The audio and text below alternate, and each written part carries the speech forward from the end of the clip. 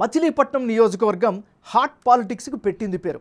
ఇక్కడ కాపు సామాజిక వర్గ ఓట్లు బలంగా ఉన్నాయి. వీరు ఎటువైపు డిసైడ్ అయితే వారిదే విజయం. మరోవైపు బందర్ పోర్టు ఇక్కడి రాజకీయాల్లో కీ రోల్ పోషిస్తోంది. తన రాజకీయ వారసత్వాన్ని కొనసాగించుకునేందుకు మాజీ మంత్రి పేర్ని నాని ఈసారి తన కొడుకు పేర్ని కృష్ణమూర్తిని రంగంలోకి దింపారు. మచిలీపట్నంలో కాపు కమ్యూనిటీ 35% వరకు ఉంటుంది. వైసీపీ టీడీపీ మధ్య ముఖాముఖి పోరులో కాపు ఓటర్లు ఎటువైపు అన్నది చూద్దాం. ప్రస్తుతం వైసీపీ నుంచి పేర్ని నాని కొడుకు పేర్ని కృష్ణమూర్తి బరిలో నిలవగా, ప్రతిపక్షాల పొత్తుల్లో భాగంగా సీటు తెలుగుదేశం పార్టీ క్యాండిడేట్ కొల్లు రవీంద్రకు కేటాయించారు. మరి big TV exclusive election survey 19 సర్వేలో వెల్లడైనటువంటి అంచనాలను ఇప్పుడు చూద్దాం. ఈ నియోజకవర్గంలో 19 లేటెస్ట్ రిపోర్ట్ చూసే ముందు ఈ ఏడాది జనవరి 27వ తారీఖున చేసిన 19 సర్వేలో మచిలీపట్నం నియోజకవర్గంలో సర్వే అంచనాలు ఎలా వచ్చాయో ఒకసారి పరిశీలిద్దాం. గతంలో చేసినటువంటి 19 సర్వేలో వెల్లడైనటువంటి లెక్కలను ఒకసారి చూస్తే అప్పట్లో వైసీపీకి 43% ఓటు షేరు, తెలుగుదేశం పార్టీ అభ్యర్థికి 52% ఓటు షేరు వస్తుందని తేలింది. అదే సమయంలో ఇతరులకు 5% ఓట్లు దక్కునున్నట్లు మచిలీపట్నం నియోజకవర్గంలో 19 సర్వేలో ఈ లెక్కలు వెలువడ్డాయి.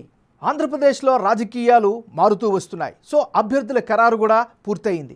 ఇప్పుడు కీలకమైనటువంటి మచిలీపట్నం నియోజకవర్గంలో 19 సర్వేలో భాగంగా వెల్లడైనటువంటి అంచనాలను ఇప్పుడు పరిశీలిద్దాం.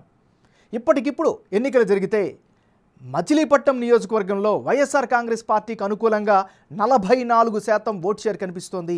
అదే సమయంలో తెలుగుదేశం పార్టీ అభ్యర్థికి 48% ఓట్లు దక్కే ఛాన్సెస్ ఉన్నాయి. ఇతరులకు 8% ఓట్లు వస్తాయన్నట్లుగా 19 సర్వేలో భాగంగా మచిలీపట్నం నియోజకవర్గంలో ఉండినటువంటి ప్రజలు వారి యొక్క అభిప్రాయంగా తెలియజేశారు. 19 19 ఈ రెండు సర్వేల మధ్య జనం యొక్క అభిప్రాయం ఎలా మారింది, వైసీపీ తెలుగుదేశం పార్టీ అభ్యర్థుల్లో ఎవరెవరికి ఎడ్జి పెరిగింది అన్నది ఇప్పుడు పరిశీలిద్దాం.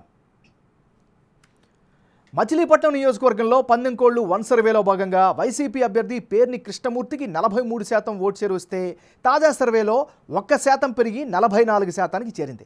అటు తెలుగుదేశం పార్టీ అభ్యర్థి కొల్లి రవీంద్రకు గత సర్వేలో 52% ఓటు షేరు వచ్చే ఛాన్స్ ఉందని తేలితే, తాజా సర్వేలో 48%కి తగ్గింది. ఇక ఇతరులకు గత సర్వేలో 5% ఓట్లు వచ్చే అవకాశాలు ఉన్నాయని తేలితే, తాజా సర్వే ప్రకారము 8%కి పెరిగింది. అంటే ఓవరాల్గా చూస్తే మచిలీపట్నంలో ప్రస్తుత పరిణామాల సమీకరణాల ప్రకారము తెలుగుదేశం పార్టీకి గెలుపు అవకాశాలు ఎక్కువగా కనిపిస్తున్నాయి. ఈ రెండు విభిన్నమైనటువంటి సర్వేల్లో మచిలీపట్నం నియోజకవర్గాల్లో అభ్యర్థుల మధ్య మారిన ఓట్ల శాతం, అందుకు గల కారణాలు ఏమిటి ఇప్పుడు ఒకసారి పరిశీలిద్దాం. ముందుగా ఈ నియోజకవర్గంలో పేర్ని నాని హయాంలో అభివృద్ధి జరిగింది అనే అభిప్రాయం కనిపిస్తోంది. మరీ ముఖ్యంగా కష్టకాలమైనటువంటి కరోనా సమయంలో పేర్ని కుటుంబం సహాయక కార్యక్రమాలను కొనసాగించింది. అది ప్రజలు గుర్తిస్తున్నారు. మరోవైపు సామాజిక వర్గపరంగా చూస్తే కాపు నేతల్లో పేర్ని నాని బలమైన లీడర్గా గుర్తింపు సంపాదించుకోగలిగారు. అందరికీ అందుబాటులో ఉంటారు అనేటటువంటి టాకు కూడా పేర్ని పట్ల కనిపిస్తోంది. మరోవైపు తెలుగుదేశం తరపున కొల్లు రవీంద్ర బలమైనటువంటి అభ్యర్థిగా కూడా కనిపిస్తున్నారు. గ్రౌండ్లో కొల్లు రవీంద్ర యాక్టివ్గా ఉంటున్నారు, ప్రజల్లో మమేకమవుతున్నారు. ఇది ఆయనకి అడ్వాంటేజ్ ఫ్యాక్టర్. మచిలీపట్నం ఎంపీ టీడీపీలోకి షిఫ్ట్ కావడం మరో ప్లస్ పాయింట్గా చెప్పుకోవచ్చు. ఇక పొత్తుల విషయంకి వస్తే జనసేన మద్దతుతో గట్టెక్కుతాము అనే అభిప్రాయంలో తెలుగుదేశం పార్టీ కేడర్ కానీ లీడర్ కానీ కనిపిస్తోంది. అంటే ఓవరాల్గా ఇప్పటికిప్పుడు ఎన్నికలు జరిగితే మచిలీపట్నం నియోజకవర్గంలో తెలుగుదేశం పార్టీకే ఎక్కువ గెలుపు అవకాశాలు ఉన్నట్లు బిగ్ టీవీ ఎలక్షన్ సర్వేలో వెల్లడైంది.